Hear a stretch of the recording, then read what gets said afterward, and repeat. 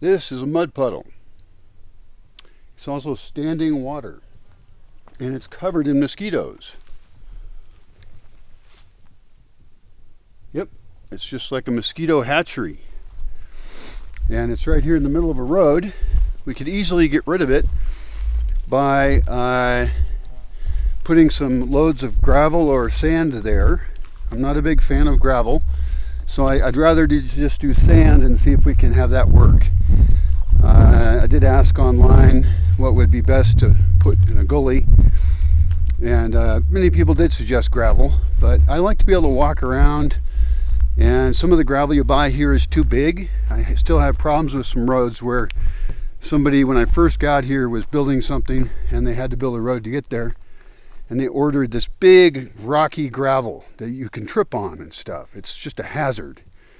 So I would either have to get gravel I like, but I think I'd like to just start with trying sand. Also, sand will break down faster and become soil, which is ultimately what I want. If I had more resources right now, I would actually bulldoze an area and use that dirt to fill that in.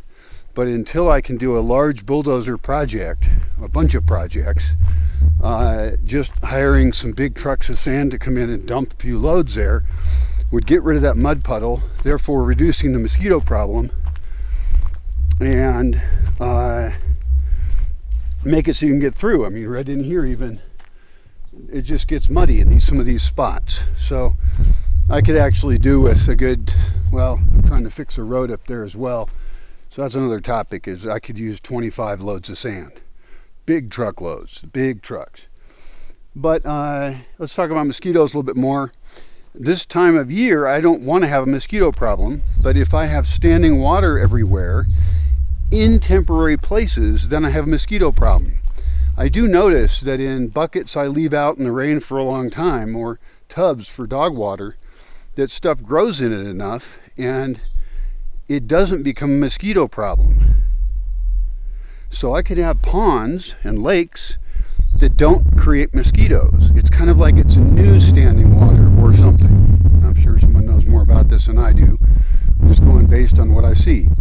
But the problem is this is rainy, so, and it's on a dirt road where the road squishes it all the time, and so it's not able to develop an ecosystem that balances itself and makes it so the mosquitoes don't like it. It's kind of like it's new standing water they don't like.